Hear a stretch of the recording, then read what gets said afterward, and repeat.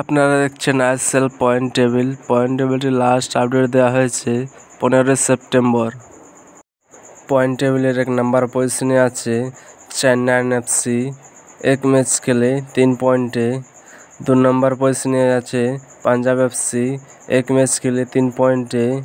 3 নম্বর পজিশনে আছে Bengaluru FC, 1 match খেলে 3 পয়েন্টে। 4 নম্বর পজিশনে আছে মোহনবাগান এসজি, 1 ম্যাচ খেলে 1 পয়েন্টে। 5 নম্বর পজিশনে আছে মুম্বাই সিটি এফসি, 1 ম্যাচ খেলে 1 পয়েন্টে। 6 নম্বর পজিশনে আছে এফসি গোয়া। 7 নম্বর পজিশনে আছে হায়দ্রাবাদ এফসি। 8 নম্বর পজিশনে আছে জামশেদপুর এফসি।